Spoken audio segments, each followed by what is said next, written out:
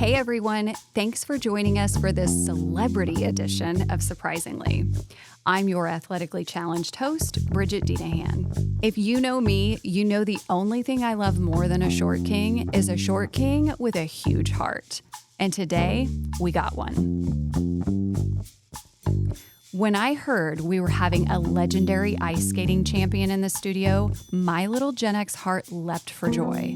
When I was a kid, ice skating was the Olympic sport to watch. Those athletes were breaking new ground and showcasing the power of the human body and reaching new and very important for the time heights in gorgeous choreo and comedic tomfoolery on the ice. Being able to sit with world champion and Olympic gold medalist Scott Hamilton was such a tremendous pleasure, and witnessing his passion as he shared his work in helping fund cancer research was a breath of fresh air. Listen in. Rock and roll. I mean, you could never, in my mind, have too much journey.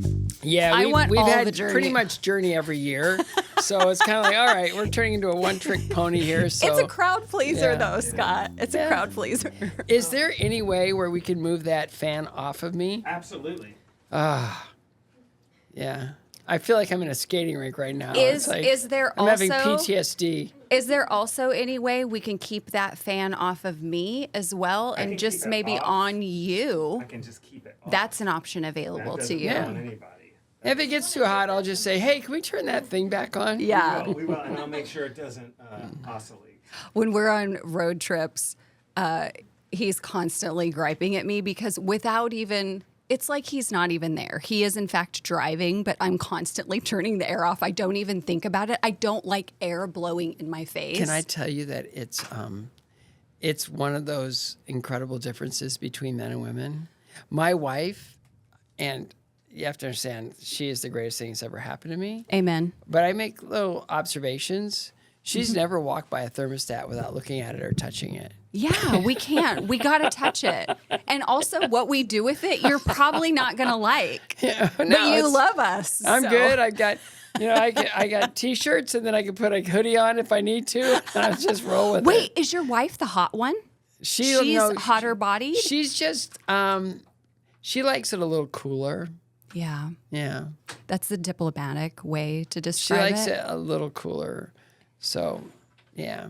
So normally, especially summer, I usually take an extra blanket into the room just to kind of, because the air conditioning is like really cool. But I mean, I think you sleep better when it's cooler. That is true. And you also sleep better with a heavier blanket. Did you know that? Just the weight of it? I did know that. Yeah. And all the people in my family, so myself and my husband and our 10-year-old daughter, we all have different brands of neuroses and anxiety. And so we all need a heavy blanket, just kind of all the time. I mean, I love blankets. I do too. It's kind of one of those things where, I'll end up buying a hoodie wherever I go. And if there's one of those knit blankets that are sort of the tourist trap blankets. They get you? Yeah, because they're so good. Okay, what's the last knit blanket that you bought? Sun Valley, Idaho. Okay, you knew. What's it look like? There's two of them, actually. One of them is sort of the different, like the lodge and the ice rink and all the golf course. And the other one is just this really cool sort of varsity blanket where it's sort of off-white with yellow and black. And it's just got the Sun Valley brand, like Sun Valley in the middle of it. And that one's super thick. The other one is more traditional, sort of knit blanket with, sort of the, artist renderings on it. Yeah. So earlier when you came in, I kind of explained what the format of our podcast is, and it's free flowing. Well, it's a format without a format. That's exactly right. Yeah. I love that you were game to come in and talk about just whatever. So thank you for being here. These are fun. I enjoy meeting new people, and I Me enjoy too. just talking, because that's sort of something the Lord gave me early on, is just endlessly yakking and almost to the point of really being annoying. But so these things are kind of like, I'm in my happy place right now. Well, so am I. I know two things about you outside of what I can learn on the internet, which is one, you tend to be a little chilly and you like a blanket, and we are the same in that way.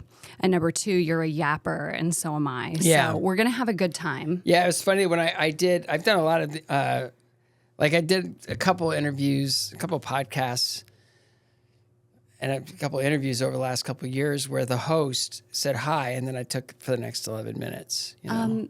Listen, you are in the right spot. Just some of it's out of fear, and some of it's just out of, all right, I'm just going to make it easy on you today. Well, here's the thing.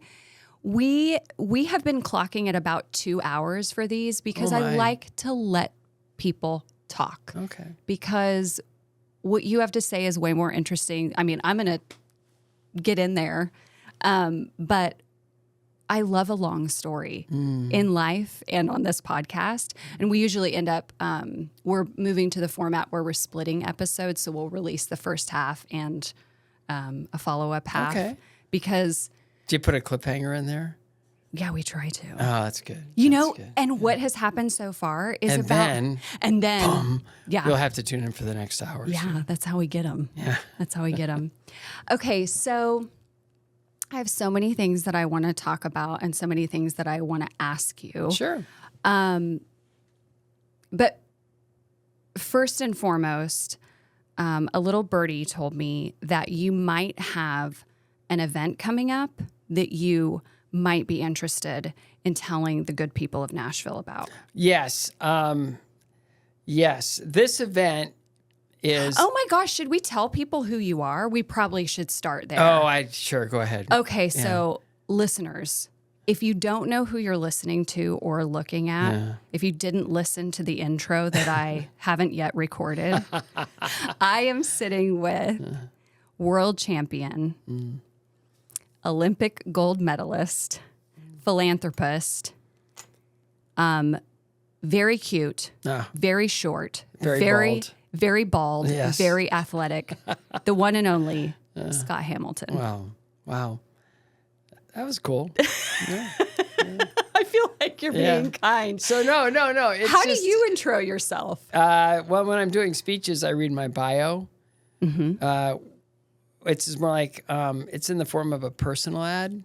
Okay. So remember personal ads? Oh, yeah, I do. Okay, so a lot of people don't remember Newspapers. newspapers, which is like what? I told my kids how I used to like to open up a newspaper. They're like, that's like so hard. It's ancient. Are you kidding me? It's like, Our kids are the- no. There's something about the tactile experience of opening a newspaper Yes. and reading through the headlines. It's just this really cool way to engage your mind and kind of embrace what's happening in the world.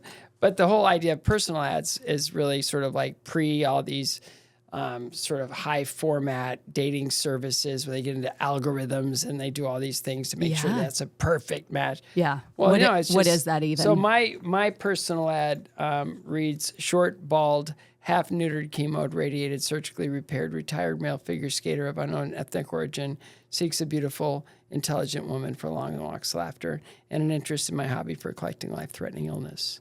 So that's mine. It was a little expensive to buy all Yeah. those words, but it was worth it. Yeah. What is it like? It used to be like, you paid by the word. Yeah. So it was like 20 cents a word. So you better keep it right and tight. Yeah. Well, you certainly have a rich history of life experience. How old are you right now, Scott? I'm 67. Okay. And you've lived a ton of life and At least also 5 or 6 lifetimes. faced some death, some serious death. Yeah, a few of those.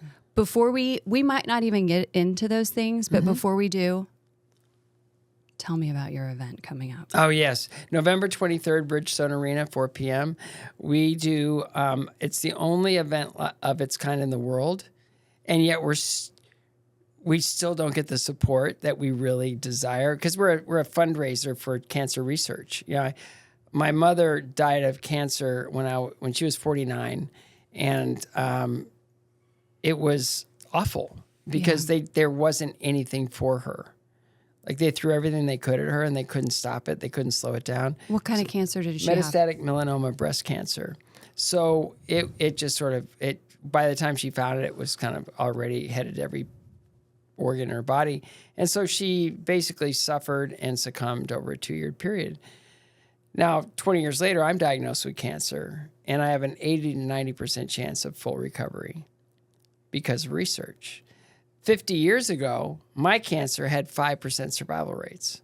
Incredible. Now it's 95% because of research, right? So we fund research. I have an organization called CARES. It's the Cancer Alliance for Research, Education, and Survivorship. And we started it right after we started actually 2000, year 2000. We announced it at the U.S. Figure Skating Championships in Cleveland. And we really just, the whole idea of research, education, and survivorship with the A of CARES being alliance. And that is, we don't really believe in silos. It's just, we like the idea. Cancer is disgusting and gross and sucks for everyone. Well, it can. Yeah. It can, but it's getting better. Yeah. But there's a lot of things on the horizon that we've really noticed that where we fund research where it's basically based in immunotherapy and targeted therapies. It's like treat the cancer, spare the patient harm. So our signature fundraiser every year is at Bridgestone Arena and the Omni Hotel afterwards. Need fresh content like social and web assets, copywriting, and more? Visit freshconsumables.com.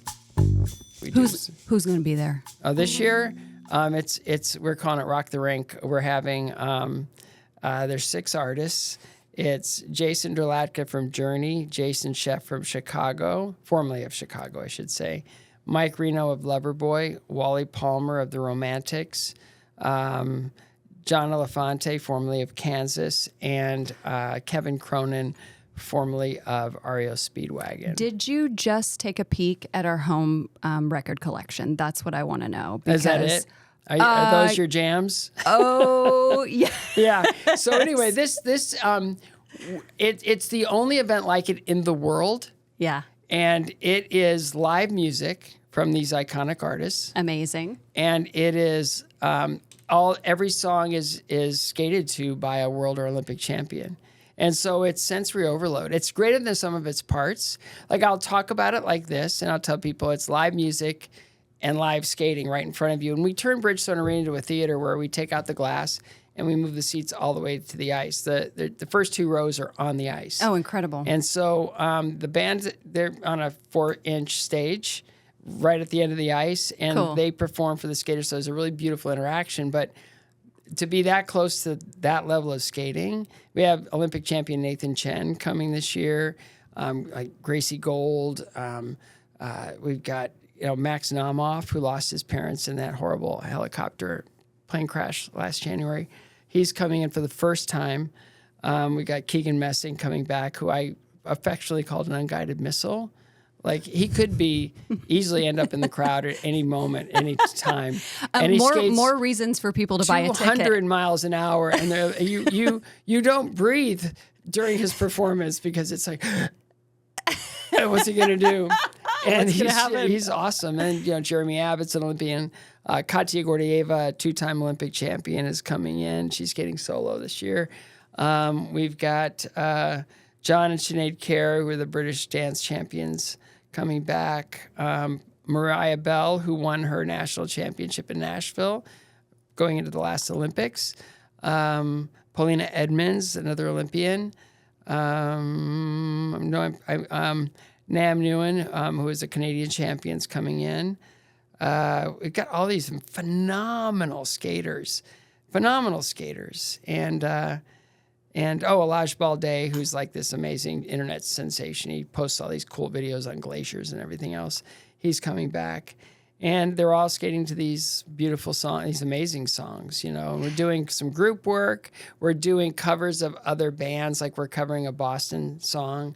We're covering a Foreigner song. And so it's kind of that era of like late 70s, 80s If you're rock. between the ages of... But then this kind of thing is for everyone. No, my kids, listen. I'll move my son's car and his preset, like it's so eclectic. Sometimes I'll get in there and it'll be like yacht rock. Other times it'll be some electronic dance music, and Sure. other times it'll be sort of 70s, 80s thing, you know. So my youngest son just found out, that he thinks Billy Joel is really cool. So Yeah, welcome to it. yeah, Welcome so to it. there's that, so it's all like we used to play a game on the way to hockey because we'd have like 20 minutes minimum, where I wouldn't look at the radio and he'd turn it on, and within the first 5 seconds, I'd have to tell him the song and the artist. Were you right? good at it? And then, Yeah. I rarely missed. you Yeah, know? yeah. And so these are my heroes, Yeah. and I get to now work with them. And it's really odd, like weird things like Kevin Cronin, right? High Infidelity REO Speedwagon sold 10 million copies, right? And it's just amazing what an unbelievable sensation that record was. And the songs from that are just last, the time. So I was with some friends in Los Angeles, and they were going to say, we're going to meet over at their son's baseball practice. Mm-hmm. And so we're sitting there watching all these little kids running around, and there was the coach, doing slow pitch from the mound. I was like, he looks familiar. And he goes, oh, that's Coach Kevin. And I go, Coach Kevin. And I'm looking at him like, he looks really familiar. It was Coach Kevin Cronin of REO Speedwagon. Like you fame. do. And I was like, wow, this is really strange. And so it's like Jason Scheff, when Peter Cetera left Chicago, he stepped in and was with them for over 30 years. And it's remarkable that so many of those, songs, especially were like his songs, and some of them are, just sort of, he stepped in where Peter stepped away, and John Elefante, led Kansas for all those years, and it's just remarkable to hear those songs come to life, and then to be interpreted, choreographically on the ice. And it really is, it doesn't matter if you're a fan of those songs of that era. It's the marriage of movement and music that really makes it unbelievably powerful. And for any age, it's like totally family friendly. We really try to, anything we do event-wise, we try to make it so that, it's for everyone. Everyone can be there. And it's super exciting, and it's safe, and it's not expensive, So where can people get tickets? Bridgestone Arena box office. Perfect. They could also go Ticketmaster or scottkears.org if they want to do like a table at the dinner. And because when you buy a table at the dinner, then you get preferred seating for the ice show. That's how that works. Yeah, that's how that works. We like it. It's not necessarily a democracy. No, it does have, We are incentivizing you heavily. Yes, we are incentivizing sponsorship. But again, everything the dinner goes. is so much fun. Everything goes to a wonderful, wonderful cause. In the last 11 years, we have funded 110 research programs. And on the 40th anniversary of my Olympic gold medal, it was really fun. We do these national sort of outreach fundraisers. They're called SK8 to eliminate ELIMI and 8. Okay. You're basically being Prince at this point. So it's like eliminate skate to eliminate cancer. And so we just it's either a frozen 5K and a celebration ice show or a 3v3 hockey tournament. We go into rinks and skating clubs and we just say, sign up. Organize, sign up, and then you can raise money for cancer in your skating club or in your hockey program or whatever. Neat. And it's really been remarkable. And just watching this thing, the bar graph just keeps going up and up and up and up and up. And so it's really exciting. Like this year, we just did one in Vegas with the Golden Knights. That one did really well. Minneapolis, we do this kind of covered rink. It's kind of outdoors, and it's beautiful. They have like fire pits and things. It's really magical. And that one, you get all the skating rinks in Minneapolis, which is kind of their sport is figure skating and hockey. Yeah. All these, like whether it be a theater on ice program or a synchro program or a soloist or art on ice, whatever it is, they do this really fun night. And so usually I alternate between Las Vegas and Minneapolis. That one does really well. And then Charles Schultz. Whoops, I dropped my water. That's okay. You want to leave it? Just leave it because we have have more waters. approximately 82 waters. So Charles Schultz of Peanuts fame, right? Yes. He, when he was alive, he produced ice shows at his rink that he built in Santa Rosa, California. And I'd skate in them, and I got to be friends with Charles Schulz, which is No kinda bigs. very cool. Uh-huh. Like, be friends with the creator of Charlie Brown and Snoopy, which is really surreal because it's kind of like I have many Forrest Gump stories, like countless, endless Forrest Gump stories. Yeah. And that's one of them. I got a picture of me playing softball with Charles Schulz. Like, Sure, why not? Yeah. So, yeah. So when he passed, all of his ice shows went away, and the rink, it's beautiful, and it remained. The family didn't really know kind of what to do because it was kind of his vision. It was his sort of his muse for creating. He'd do all these, again, high production ice shows. So one of the women that used to perform in all of those ice shows had a daughter who became a national champion ice dancer. And she got married, started having children, and the manager of the rink died of cancer, and so they asked her to step in.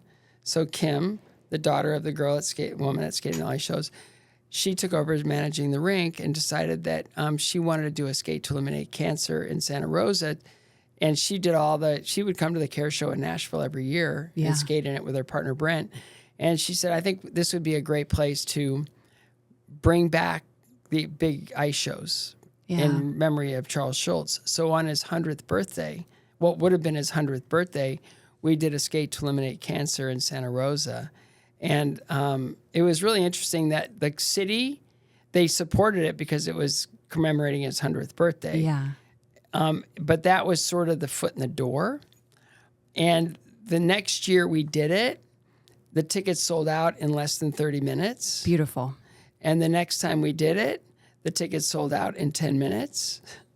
And now we're going back the first weekend in November, sold out instantly. And they're just raising. And last year, I got a note from Jeannie Schulz, Charles Schulz's widow, and it's okay. All it said was his nickname was Sparky, and all it said is Sparky is smiling. So we brought the ice show back to Santa Rosa, and we've engaged the community again to celebrate this wonderful man, and that's kind of what we do. We celebrate life, we celebrate those lives that were cut short from cancer, and we honor everyone, and we just try to make it so more people survive, or more people have more time with their families. And I lost my mom when I was 18, and my goal is to never see another 18-year-old boy lose their mom, So on the 40th anniversary of my Olympic gold medal, going back to that, we did a skate to eliminate cancer under the bridge under the Brooklyn Bridge. They put a pop-up rink. And we had 16 Olympians there that night.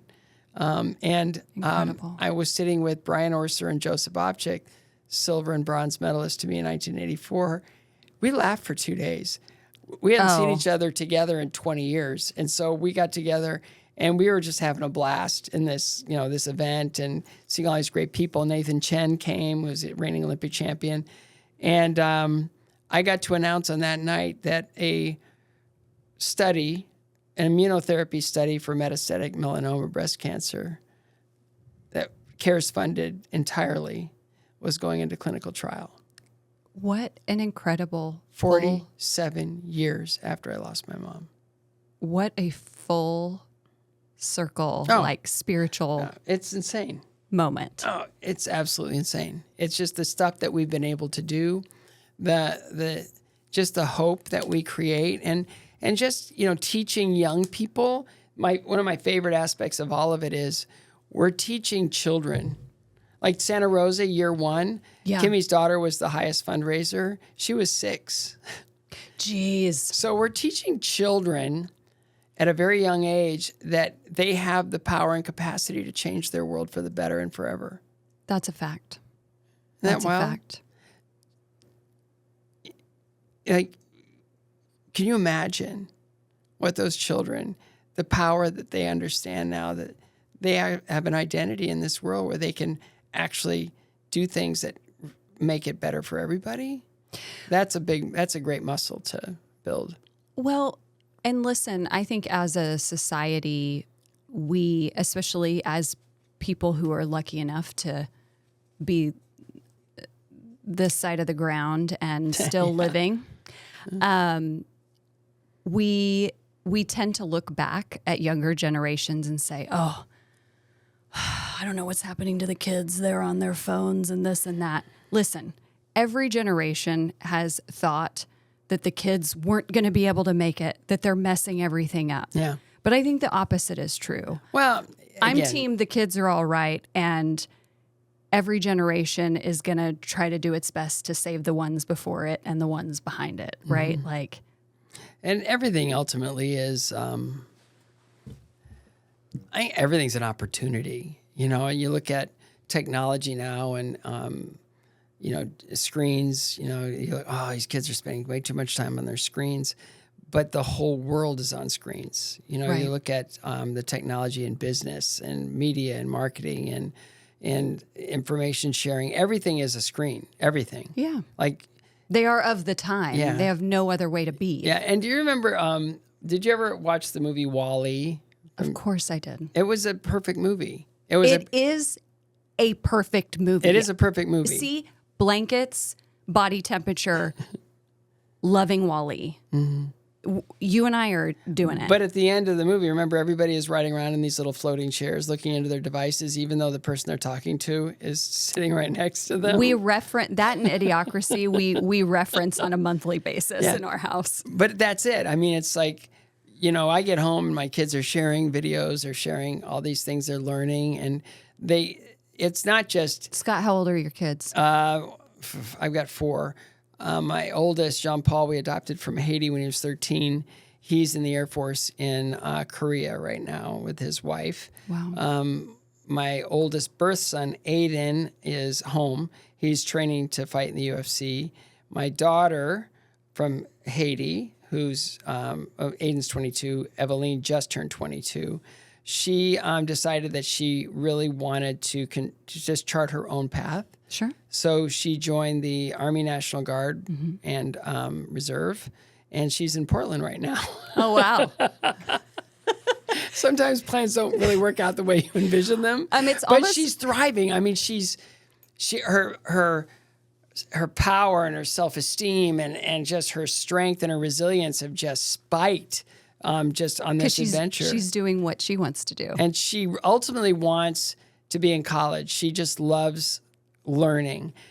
She thought this would be her way of just charting her own path and doing her own thing. Yeah. Didn't quite work out the way she anticipated. But in that is the blessing of she's in community. She's in a highly structured environment. She's very accountable. She has a roof over her head, 3 meals a day. She's getting paid. Yeah. And she's learning how strong she can be. Like, you know, the other day she's like, yeah, I just got back from a 2-mile run. She never would have done that when she was living in our home ever. Really? Like, you know, just recreationally and just, I had some time, so I decided to go for a 2-mile run, work out, do this, do that. Yeah. So she's doing great. And then my youngest son is homeschooled, and he is senior high school. Wow. And just, really high functioning, brilliant, great. But I mean, they look at the world differently than we did because the world is different than it was when we were their age. That's true. So we can look at all these kids, I don't know, but it's like when we were that age, Yeah. none of this existed. No. Right? So you can't even compare. learned to type on a typewriter. Yes. Yeah. Mavis Bacon typing on, computer. Ever heard of it, kids? Yeah, not anymore. Ever heard of it? It's called a newspaper, children. But it's funny, my son uses 2 fingers and he types faster than I do. Listen, I don't want to call you out, Jonathan, but Jonathan is a hunt and pecker.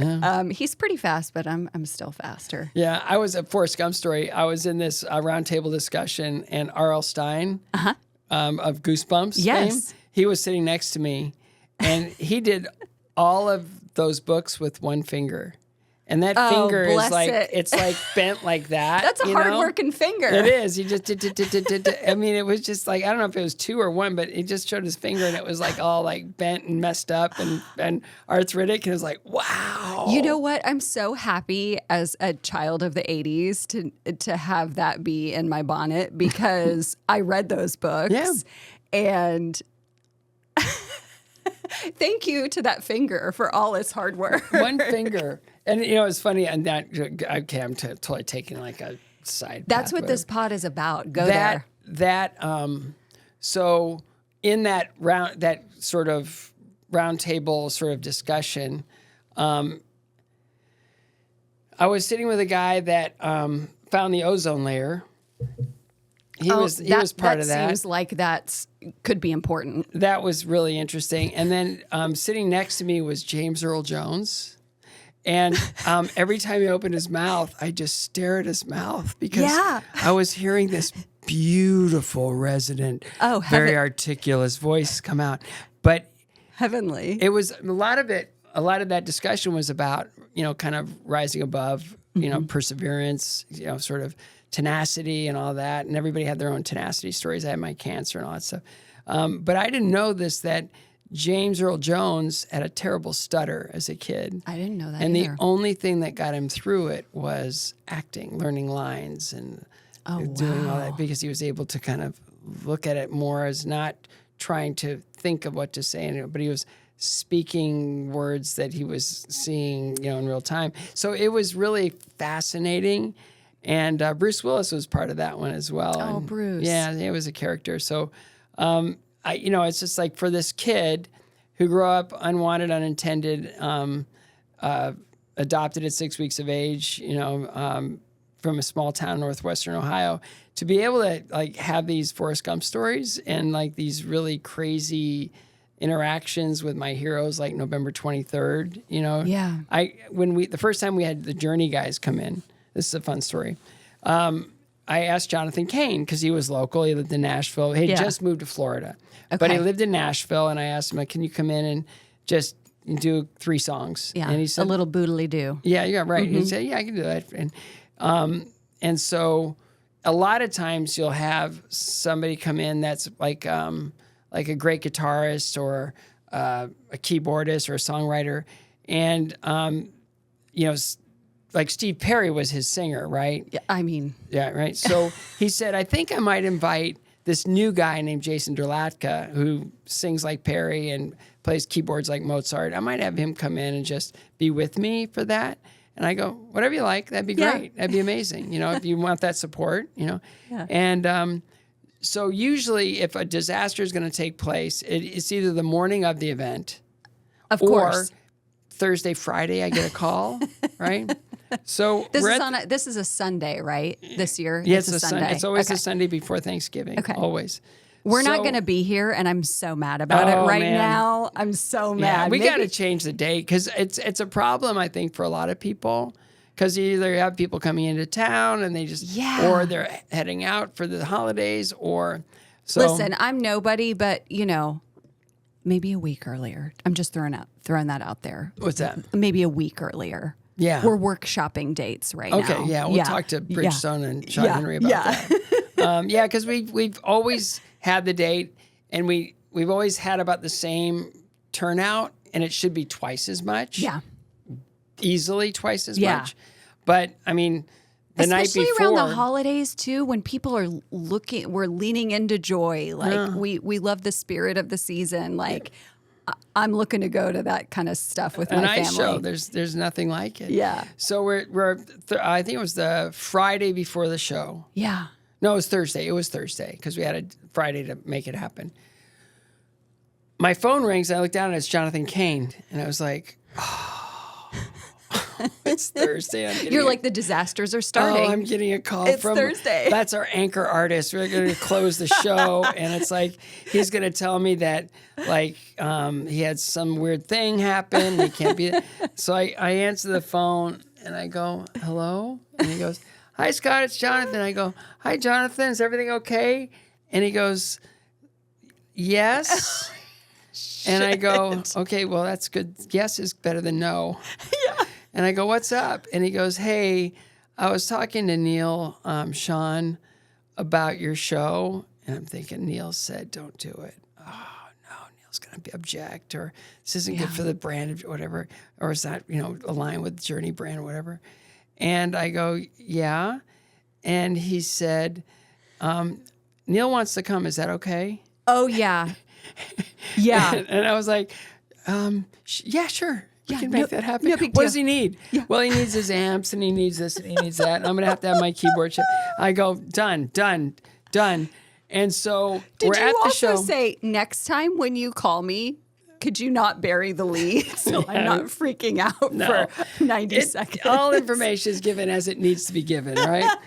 So we're at the show, and I'm watching the beginning of "Don't Stop Believing," and you know that guitar thing. Yes, I I'm do. standing on the stage like here's the ice in front of me, and I'm to the right, Okay.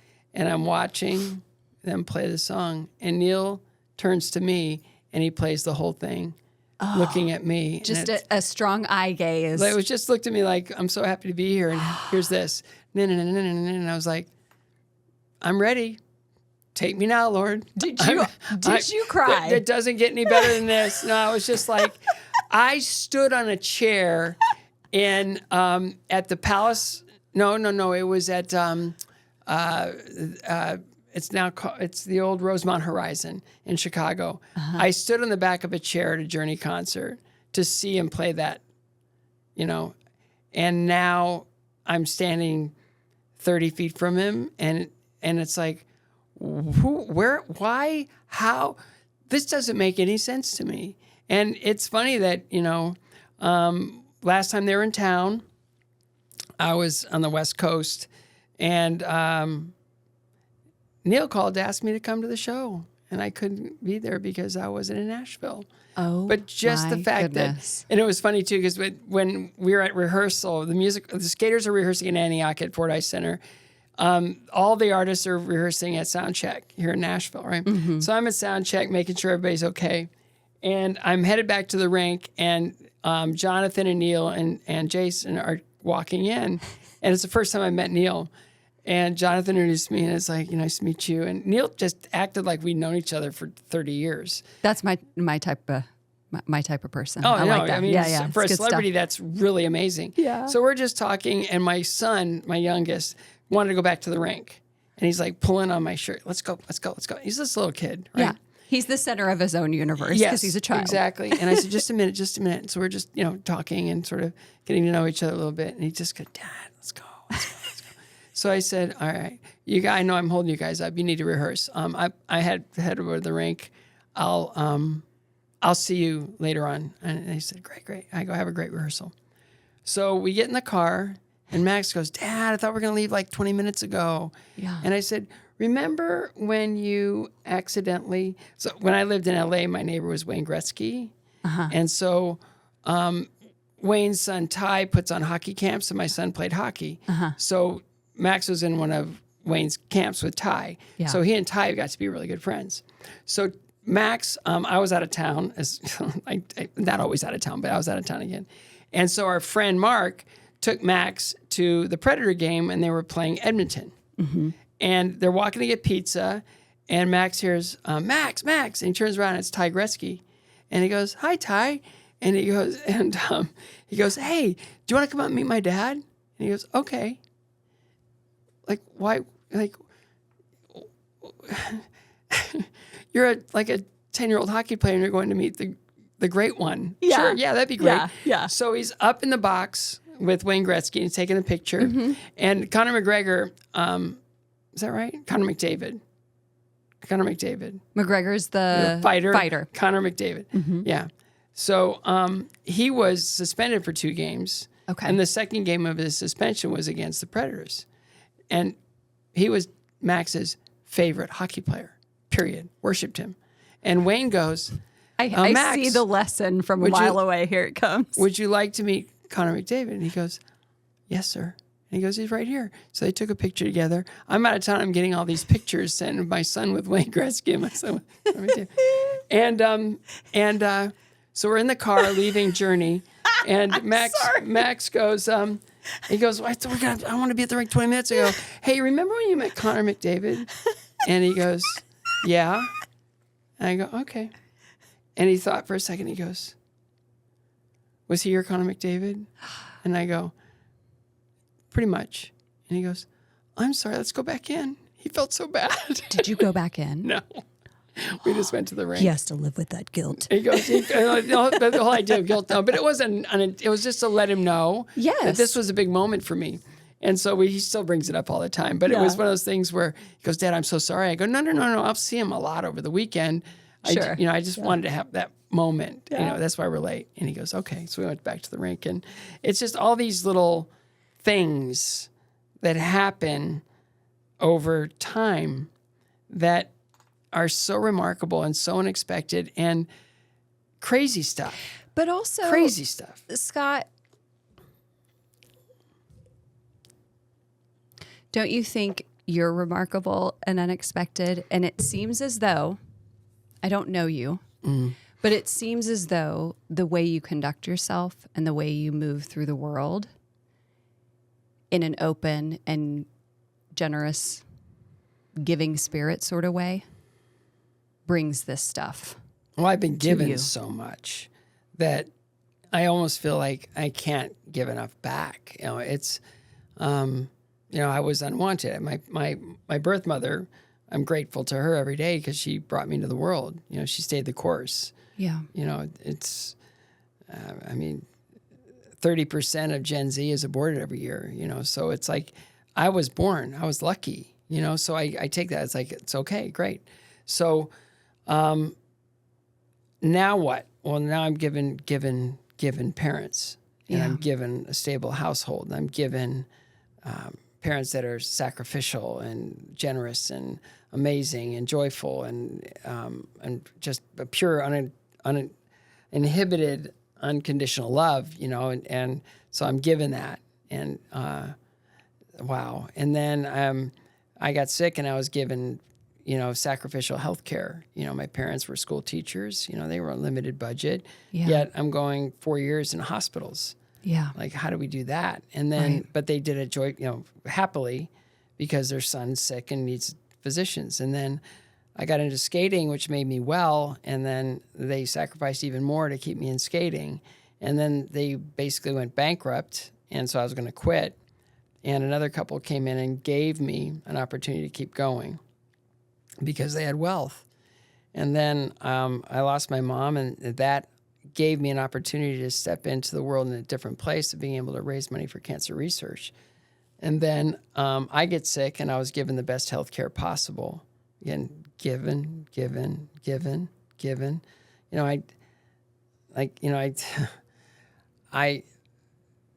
The people that sponsored me allowed me to skate for another 8 years, and that allowed me to win an Olympic gold medal and a bunch of world titles and stuff. And then I was given a job at the Ice Capades. Mm-hmm. And then the new owner didn't want men. That was after 2 years of never missing a show. And so because I'd never missed a show or a press opportunity, I earned the trust of another group who gave me an opportunity to build Stars on Ice. Yeah. So we built Stars on Ice, and then again get sick, and I'm given the best care, and then opportunity, and then I'm given the opportunity to broadcast an Olympics, which I never thought I'd do that, and now I'm going into my 10th one as a broadcaster, not as a lead commentator, but as a studio sort of analyst, and it's sort of like, what in the world? It doesn't make sense because it's just like, I started with nothing, and I was given. So for me to try to do something to give back, it just feels like the ledger is so out of balance, but I'm going to keep trying.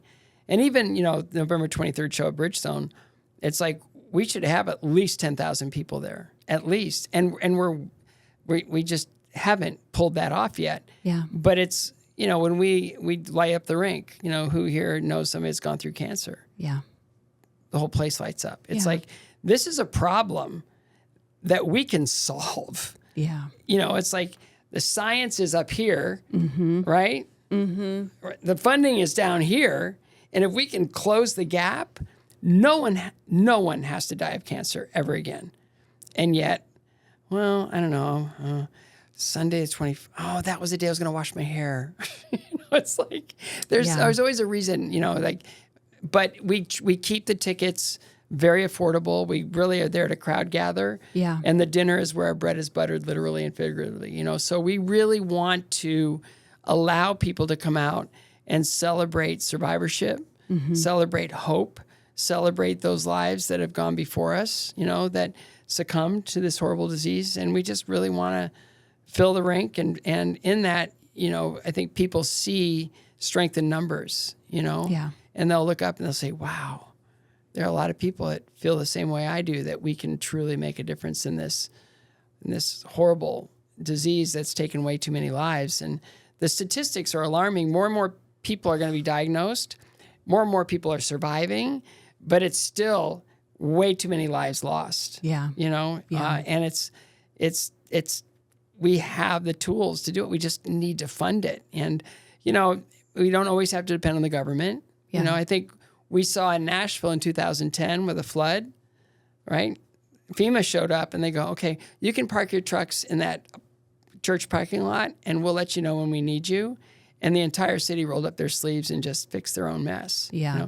That's what we need to do as people, is just roll up our sleeves. Help each other. And help each other. And I think then we can create an economy, not just financially, but a spiritual economy. A spiritual economy, but an economy that is stronger and more reliable than just the whims of wherever the world is going. And the stock market is, somebody sneezes and they go, sell. Yeah. It's like that. No, I think working together as human beings, there's loving our neighbors. Yeah. And I mean, that to me is kind of what this is all about. And this young man, Jackson Serbrook, who came to our show, decided he wanted to be a skater. And so as part of the show, we do our Skate to Eliminate Kids, right? Where they go out and they raise money, and the top 30 fundraisers get to be in the show. Wow. So we've done it every year. The first year we did it as a pre-show. We did it before the show. And then it was like, what are we doing? This needs to be dab in the center of the show. This is main event stuff here. Yeah. So Jackson started fundraising, and he would sell organic and vegan dog treats. Sure. Yeah. And he just surpassed $60,000 raised Holy moly. since he started. Holy moly. How long is the program, Scott? How long does the show run? Oh, the show runs 90 minutes. Okay. So no intermission. Start Hot to finish. 90. Hot 90. Let's go. Packed with entertainment. And it's so fun. And we're rocking the rink this year, which is, last year we did a Christmas show and it was really fun. We made it snow in the building and everything. And that was really wonderful. But this year, we decided to mix it up, go just rock and roll. Yeah. And so 6 great artists, iconic music, it's so good. And it's there's a lot of those songs are really hard driving rock songs. Some of them are the most beautiful ballads you've ever heard. They are. Mike Reno and his wife, Catherine Saint Germain are singing Almost Paradise. Oh, I'm giving it away. Ooh, that's so tasty though. Isn't that great? It's such a beautiful, it's a beautiful song. Yeah. And there's going to be those moments. And then you're going to laugh. You're going to cry. And then there's going to be, there's going to be some really big songs in there. Carry On Wayward Son. And, John LaFonte's covering a really cool song I gave to Paulina Edmonds. And I said, this is a character piece. Knock it out. You've never done something like this before. And she's like, I'm so excited. So, but it's really great to have those songs and to have the skaters bring them to life as only they can. Listen, people of Nashville, buy your tickets now. Please. We want to fill that stadium. Yeah, we need to. Arena. We need to. Subscribe now so you don't miss the second half of Scott's episode, where we talk about muscular backsides and his signature backflip. Our show is executive produced by Sherry Day, Farley Day, and John Arnold. Produced, edited, and engineered by Jonathan Kosick. Designed by Josh Ford. If you live in the Nashville area or are visiting soon and want to be a guest, email us at jonathan@freshconsumables.com. That's JONATHAN at freshconsumables.com. Want to hear more of Surprisingly's meaningful and unpredictable conversations? Subscribe now